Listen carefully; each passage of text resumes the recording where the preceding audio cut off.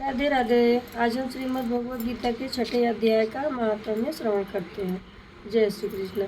श्री भगवान कहते हैं, सुमुखी, अब मैं 6ठे अध्याय का महात्म्य बतलाता हूँ, जिसे सुनने वाले मनुष्यों के लिए मुक्ति कर तलगत हो जाती है। गोदावरी नदी के तट पर प्रतिष्ठानपुर पैठवड़ नामक एक विशाल नगर है, जहाँ मैं पिपलेश के नाम से विख्यात होकर रहता हूँ। उस नगर में जान श्रुति नामक एक राजा रहते थे, जो भूमंडल की प्रजा को अत्यंत प्रिय थे। उनका नाम मार्तंड मंडल के प्रचंड उनका प्रताप मार्तंड मंडल के प्रचंड तेज के समान जान पड़ता था। प्रतिदिन होने वाले उनके यज्ञ के धुएं से नंदनवन के कल्प वृक्ष इस प्रकार काले पड़ गए थे, मानो राजा की असाधारण दानशीलता देखकर वे लज्जित हो गए हों। उनके यज्ञ में प्राप्त पुरोडास के रसास्वादन में सदा आसक्त होने वाले के कारण देवता लोग कभी प्रतिष्ठानपुर को छोड़कर बाहर नहीं जाते थे। उनके दान के समय छोड़े हुए जल की धारा प्रताप रूपी तेज और यज्ञ के धूमों से पुष्ट होकर मेघ ठीक समय पर वर्षा करते थे। उस राजा के शासन काल में इतिहास खेती में होने वाले 6 प्रकार के उपद्रवों के लिए कहीं थोड़ा सा भी स्थान नहीं मिलता था और अच्छी नीतियों का सर्वत्र प्रसार होता था। वे बावली, कुएं और पोखरे खुदवाने के बहाने मानव प्रतिदिन पृथ्वी के भीतर की निधियों का अवलोकन करते थे। एक समय राजा के दान, तप, यज्ञ और प्रजापालन से संतुष्ट होकर स्वर्ग के देवता उन्हें वर देने के लिए आए। वे कमल नाल के समान उज्ज्वल हंसों का रूप धारण कर अपनी पाखें फैलाते हुए आकाश मार्ग से चलने लगे। बड़ी उतावली के साथ उड़ते हुए वे सभी हंस परस्पर बातचीत भी करते जाते थे। उनमें से भद्राश्व आदि 2-3 हंस वेग से उड़कर आगे निकल गए। तब पीछे वाले हंसों ने आगे जाने वालों को संबोधित करते हुए कहा, अरे भाई भद्राश्व, तुम लोग वेग से चलकर आगे क्यों हो गए? यह मार्ग बड़ा दुर्गम है, इसमें हम सबको साथ मिलकर चलना चाहिए। क्या तुम्हें नहीं दिखाई नहीं देता? यह सामने ही पुण्य मूर्ति महाराज जान श्रुति का तेज पुंज अत्यंत स्पष्ट रूप से प्रकाशमान हो रहा है। उस तेज से भस्म होने की आशंका है, तो सावधान होकर चलना चाहिए। पीछे वाले हंसों के ये वचन सुनकर आगे वाले हंस हंस पड़े और उच्च स्वर से उनकी बातों की अवहेलना करते हुए बोले, अरे भाई, क्या इस राजा जान श्रुति का तेज ब्रह्मावादी महात्मा रैक के तेज से भी अधिक तीव्र है? हंसों की ये बात सुनकर राजा जान श्रुति अपने ऊंचे महल की छत से उतर गए और सुखपूर्वक आसन पर विराजमान हो अपने सारथी को बुलाकर बोले, जाओ महात्मा रैक को यहाँ ले आओ। राजा का यह अमृत के समान वचन सुनकर वह मह नामक सारथी प्रसन्नता प्रकट करता हुआ नगर से बाहर निकला। सबसे पहले उसने मुक्तिदायिनी काशीपुरी की यात्रा की, जहाँ जगत के स्वामी भगवान विश्वनाथ मनुष्यों को उपदेश दिया करते थे। उसके बाद वह गया क्षेत्र में पहुंचा, जहाँ प्रफुल्ल नेत्रों वाले भगवान गदाधर संपूर्ण लोकों का उद्धार करने के लिए निवास करते थे। तदंतर नाना तीर्थों में भ्रमण करता हुआ सारथी पाप नाशिनी मथुरापुरी में गया। यह भगवान श्री कृष्ण का आदि स्थान है, जो परम महान एवं मोक्ष प्रदान करने वाला है। वेद और शास्त्रों में यह तीर्थ त्रिभुवनपति भगवान गोविंद के अवतार स्थान के नाम से प्रसिद्ध है। नाना देवता और ब्रह्मा ऋषि उसका सेवन करते हैं। मथुरा नगर कालिंदी यमुना के किनारे शोभा पाता है। उसकी आवृत्ति अर्धचंद्र के समान प्रतीत होती है। वह सब तीर्थों के निवास से परिपूर्ण है। परम आनंद प्रदान करने वाले के कारण सुंदर प्रतीत होता है। गोवर्धन पर्वत के होने से मथुरा मंडल की शोभा और भी बढ़ गई है। वह पवित्र वृक्षों और लताओं से आवृत है। उसमें 12 वन है। वह परम पुण्यमय तथा सबको विश्राम देने वाले श्रुतियों के सारभूत भगवान श्री कृष्ण की आधार भूमि है। तत्पश्चात मथुरा से पश्चिम और उत्तर दिशा की ओर बहुत दूर तक जाने पर सारथी को काश्मीर नागमक नगर दिखाई दिया, जहाँ शंख के समान उज्ज्वल गगनचुंबी महलों की पंक्तियाँ भगवान शंकर के अट्टहास की भांति शोभा पाती हैं, जहाँ ब्राह्मणों के शास्त्रीय आलाप सुनकर मूढ़ मनुष्य भी सुंदर वाणी और पदों का उच्चारण करते हुए देवता के समान हो जाते हैं, जहाँ निरंतर होने वाले यज्ञ धूप से व्याप्त होने के कारण आकाश मंडल मेघों से धुलते रहते हैं। धुलने पर भी अपनी कालिमा नहीं छोड़ता, जहाँ अध्याय के पास आकर छात्र जन्मकालीन अभ्यास से ही परिपूर्ण कला ये स्वतः पढ़ लेते हैं तथा जहाँ माणिकेश्वर नाम से प्रसिद्ध भगवान चंद्रशेखर देहधारियों को वरदान देने के लिए नित्य निवास करते हैं। कश्मीर के राजा माणिक्य के दिग्विजय में समस्त राजाओं को जीतकर भगवान शिव का पूजन किया था, तभी से उनका नाम माणिकेश्वर हो गया था। उन्हीं के मंदिर के दरवाजे पर महात्मा रैक एक छोटी सी गाड़ी पर बैठे अपने अंगों को खुजलाते हुए वृक्ष की छाया का सेवन कर रहे थे। इसी अवस्था में सारथी ने उन्हें देखा। राजा ने के बताए हुए भिन्न भिन्न चिन्हों से उसने शीघ्र ही रैक को पहचान लिया और उनके चरणों में प्रणाम करके कहा, ब्राह्मण, आप किस स्थान पर रहते हैं? आपका पूरा नाम क्या है? आप तो सदा स्वच्छंद विचरने वाले हैं, फिर यहाँ किस लिए ठहरे हैं? इस समय आपका क्या करने का विचार है? सारथी के ये वचन सुनकर परम आनंद में निमग्न महात्मा रैक ने कुछ सोचकर उससे कहा, यद्यपि हम पूर्ण काम है, हमें किसी वस्तु की आवश्यकता नहीं है, तथापि कोई भी हमारी मनोवृत्ति के अनुसार परिचर्या कर सकता है। रैक के हार्दिक अभिप्राय को आदरपूर्वक ग्रहण करके सारथी धीरे से राजा के पास चल दिया। वहां पहुंचकर राजा को प्रणाम करके उसने हाथ जोड़कर सारा समाचार निवेदन किया। उस समय स्वामी के दर्शन से उसके मन में बड़ी प्रसन्नता थी। सारथी के वचन सुनकर राजा के नेत्र आश्चर्य से चकित हो उठे। उनके हृदय में रैक का सत्कार करने की श्रद्धा जागृत हुई। उन्होंने 2 खच्चरियों से जुती हुई एक गाड़ी लेकर यात्रा की, साथ ही मोती के हार, अच्छे अच्छे वस्त्र और 1 सहस्त्र गवें भी ले ली। 10वें मंडल में रैक तो जहाँ रहते थे उस स्थान पर पहुंचकर राजा ने सारी वस्तुएं उनके आगे निवेदन कर दी और पृथ्वी पर पड़कर साष्टांग प्रणाम किया। महात्मा रैक अत्यंत भक्ति के साथ चरणों में पड़े हुए राजा जान श्रुति पर कुपित हो उठे और बोले, रे शूद्र, तू दुष्ट राजा है, क्या तू मेरा वृतांत नहीं जानता? यह खच्चरियों से जुती हुई अपनी ऊंची गाड़ी ले जा, ये वस्त्र, ये मोतियों के हार और ये दूध देने वाली गौवें भी स्वयं ही ले जा। इस तरह आज्ञा देकर रैक ने राजा के मन में भय उत्पन्न कर दिया। तब राजा ने साप के भय से महात्मा रैक के दोनों चरण पकड़ लिए और भक्तिपूर्वक कहा, ब्राह्मण, मुझ पर प्रसन्न होइए। भगवान, आप में यह अद्भुत महात्म्य कैसे आया? प्रसन्न होकर मुझे ठीक ठीक बतलाइए। रैक ने कहा, राजन, मैं प्रतिदिन गीता के 6ठे अध्याय का जप करता हूँ। इसी से मेरी तेजो राशि देवताओं के लिए भी दूसर है। तदंतर परम बुद्धिमान राजा जान-श्रुति ने यत्नपूर्वक महात्मा रैक से गीता के 6ठे अध्याय का अभ्यास किया। इससे उन्हें मोक्ष की प्राप्ति हुई। इधर रैक भी भगवान माणिकेश्वर के समीप मोक्षदायक गीता के 6ठे अध्याय का जप करते हुए सुख से रहने लगे। हंस का रूप धारण करके वरदान देने के लिए आए हुए देवता भी विस्मित होकर स्वेच्छानुसार चले गए। जो मनुष्य सदा इस एक ही अध्याय का जप करता है वह भी भगवान विष्णु के ही स्वरूप को प्राप्त होता है, इसमें तनिक भी संदेह नहीं है। जय श्री कृष्ण। अब हम श्रवण करेंगे गीता के 6ठे अध्याय का। गीता का 6ठा अध्याय। ओम श्री परमात्मने नमः। 6ठा अध्याय। उसके उपरांत श्री कृष्ण महाराज बोले, हे अर्जुन, जो पुरुष कर्म के फल को न चाहता हुआ करने योग्य कर्म करता है वह सन्यासी और योगी है, और केवल अग्नि को त्यागने वाला सन्यासी योगी नहीं है, तथा केवल क्रियाओं को त्यागने वाला भी सन्यासी योगी नहीं है। इसलिए हे अर्जुन, जिसको सन्यास ऐसा कहते हैं उसी को तू योग जान, क्योंकि संकल्पों को न त्यागने वाला कोई भी पुरुष योगी नहीं होता। समत्व बुद्धि रूप योग में आरूढ़ होने की इच्छा वाले मननशील पुरुष के लिए योग की प्राप्ति में निष्काम भाव से कर्म करना ही हेतु कहा है, और योगारूढ़ हो जाने पर उस योगारूढ़ पुरुष के लिए सर्व संकल्पों का अभाव ही कल्याण में हेतु कहा है।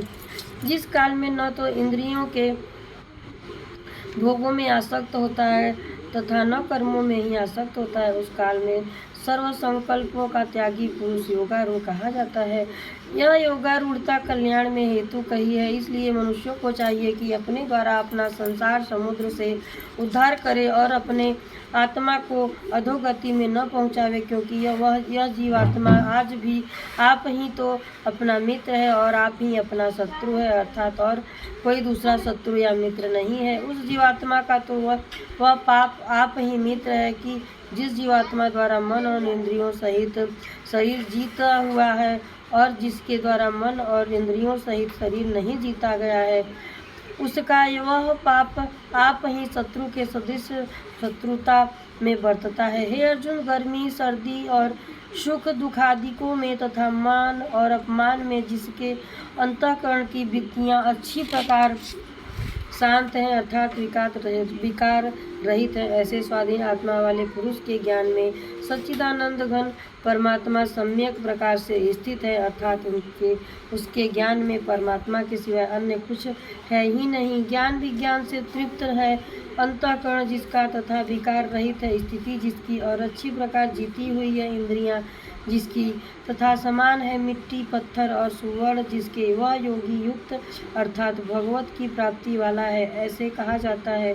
जो पुरुष सुहृदय मित्र बैरी उदासीन मध्यस्थ द्वेषी और बंधुगणों में तथा धर्मात्माओं में और पापियों में भी समान भाव वाला है, वह अति श्रेष्ठ है। इसलिए उचित है कि जिसका मन और इंद्रियों सहित शरीर जीता हुआ है, ऐसा वासना रहित और संग्रह रहित योगी अकेला ही एकांत स्थान में स्थित हुआ निरंतर आत्मा को परमेश्वर के ध्यान में लगावे। शुद्ध भूमि में कुशा मृगशाला और वस्त्र है, उपरोपरि जिसके ऐसे अपने आसन को न अति ऊंचा और न अति नीचा स्थिर स्थापन करके और उस आसन पर बैठकर तथा मन को एकाग्र करके चित्त इंद्रियां और इंद्रियों की क्रियाओं को वश में किया हुआ अंतःकरण की शुद्धि के लिए योग का अभ्यास करे। उसकी विधि इस प्रकार है कि काया सिर और ग्रीवा को समान और अचर धारण किए हुए दृढ़ होकर अपनी नासिका के अग्रभाग को देखकर अन्य दिशाओं को न देखता हुआ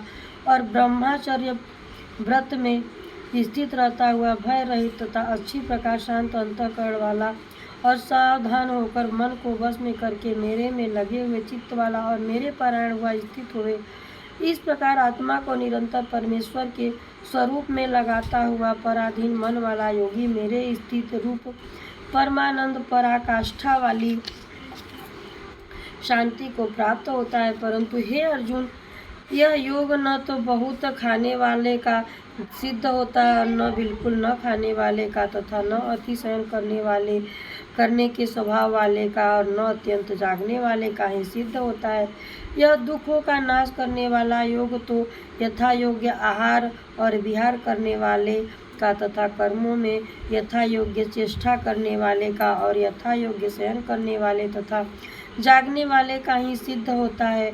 इस प्रकार योग के अभ्यास से अत्यंत वश में किया हुआ चित्त जिस काल में परमात्मा में ही भली प्रकार स्थित हो जाता है, उस काल में संपूर्ण कामनाओं से स्पृहा रहित हुआ पुरुष योग युक्त ऐसा कहा जाता है। जिस प्रकार वायु रहित स्थान में स्थिति दीपक चलायमान नहीं होता है, वैसे ही उपमा परमात्मा के ध्यान में लगे हुए योगी के जीते हुए चित्त की कही गई है।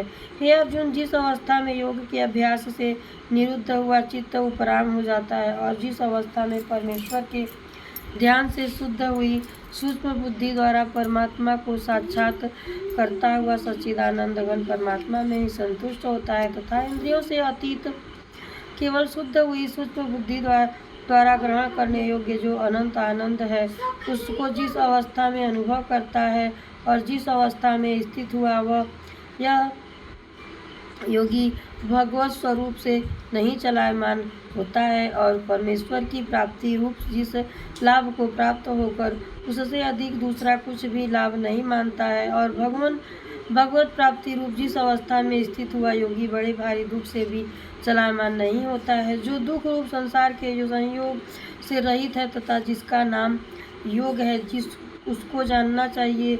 वह योग न उकताए हुए चित्त से अर्थात तत्पर हुए चित्त से निश्चय पूर्वक करना कर्तव्य है। इसलिए मनुष्य को चाहिए कि संकल्प से उत्पन्न होने वाली संपूर्ण कामनाओं को निःशेषता से अर्थात वासना और आसक्ति रहित त्याग कर और मन के द्वारा इंद्रियों के समुदाय को सब ओर से ही अच्छी प्रकार वश में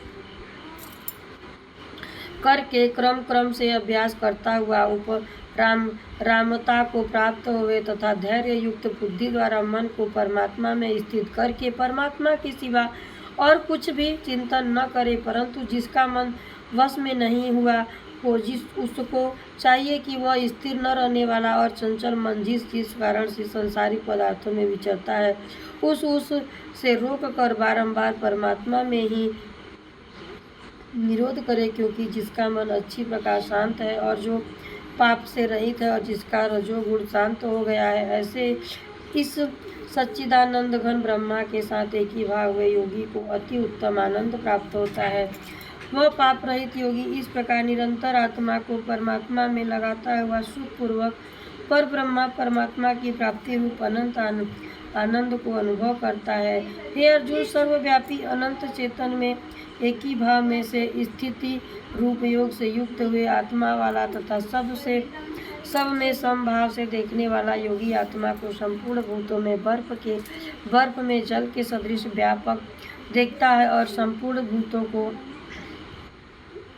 आत्मा में देखता है, अर्थात जैसे स्वप्न में से जागा हुआ पुरुष स्वप्न के संसार को अपने अंतर्गत तक संकल्प के आधार देखता है, वैसे ही वह पुरुष संपूर्ण भूतों को अपने सर्वव्यापी अनंत चेतन आत्मा के अंतर्गत संकल्प के आधार देखता है। जो पुरुष संपूर्ण भूतों में सबके आत्म रूप मुझ वासुदेव को ही व्यापक देखता है और संपूर्ण भूतों को मुझ वासुदेव के अंतर्गत देखता है, उसके लिए मैं अदृश्य नहीं होता हूँ और वह मेरे लिए अदृश्य नहीं होता है, क्योंकि यह मेरे में एक ही भाव से स्थिति है। इस प्रकार जो पुरुष एक ही भाव में स्थित हुआ संपूर्ण भूतों में आत्म रूप से स्थित मुझ सच्चिदानंद घन वासुदेव को भजता है, वह योगी सब प्रकार से वर्तता हुआ भी मेरे में ही वर्तता है, क्योंकि उसके अनुभव में मेरे सिवाय अन्य कुछ है ही नहीं। हे अर्जुन, जो योगी अपनी सदृशता से संपूर्ण भूतों में सम देखता है और सुख अथवा दुख को भी सब में सम देखता है, वह योगी परम श्रेष्ठ माना गया है। इस प्रकार भगवान के वाक्यों को सुनकर अर्जुन बोले, हे मधुसूदन, जो यह ध्यान योग आपके समत्व भाव से कहा है, इसकी मैं मन के चंचल होने से बहुत काल तक ठहरने वाली स्थिति को नहीं देखता हूँ, क्योंकि हे कृष्ण, यह मन बड़ा चंचल और प्रथमन स्वभाव वाला है तथा बड़ा दृढ़ और बलवान है, इसलिए इसका वश में करना मैं वायु की भांति अति दुष्कर मानता हूँ। इस प्रकार अर्जुन के पूछने पर श्री कृष्ण भगवान बोले, हे ब्रह्मा महाबाहो, निसंदेह मन चंचल और कठिनता से वश में होने वाला है, परंतु हे कुंती पुत्र अर्जुन, अभ्यास अर्थात स्थिति के लिए बारंबार यत्न करने से और वैराग्य से वश में होता है, इसलिए इसको अवश्य वश में करना चाहिए, क्योंकि मन को वश में न करने वाले पुरुष द्वारा योग दुष्प्राप्य है, अर्थात प्राप्त होने वाला कठिन है, और स्वाधीन मन वाले प्रयत्नशील पुरुष द्वारा साधन करने से प्राप्त होता सहज है। यह मेरा मत है। इस पर अर्जुन बोले, हे कृष्ण, योग से चलायमान हो गया है मन, इसका ऐसा शिथिल यत्न वाला श्रद्धा युक्त पुरुष योग की सिद्धि को अर्थात भगवत साक्षात्कारता को न प्राप्त होकर किस गति को प्राप्त होता है? महाबाहो, क्या वह भगवत प्राप्ति के मार्ग में मोहित हुआ आश्रय रहित पुरुष छिन्न भिन्न बादल की भांति दोनों ओर से अर्थात भगवत प्राप्ति और सांसारिक भोगों से भ्रष्ट हुआ नष्ट तो नहीं हो जाता है?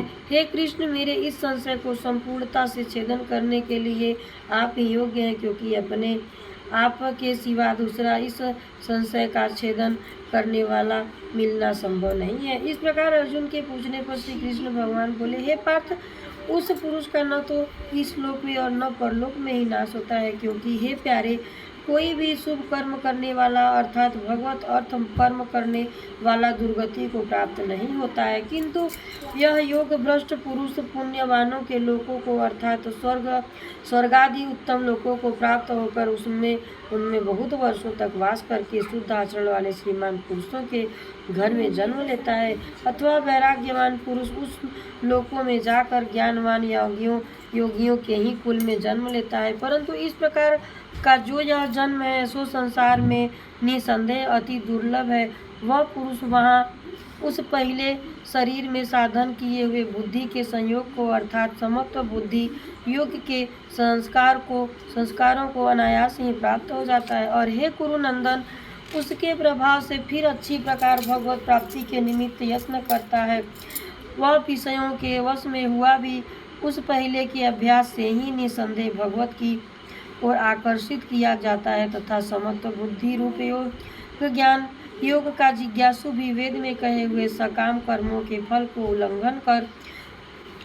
उल्लंघन कर जाता है। जबकि इस प्रकार मंद प्रयत्न करने वाला योगी भी परम गति को प्राप्त हो जाता है। तब क्या कहना है कि अनेक जन्मों से अंतःकरण की शुद्धि रूप सिद्धि को प्राप्त हुआ और अति प्रयत्न से अभ्यास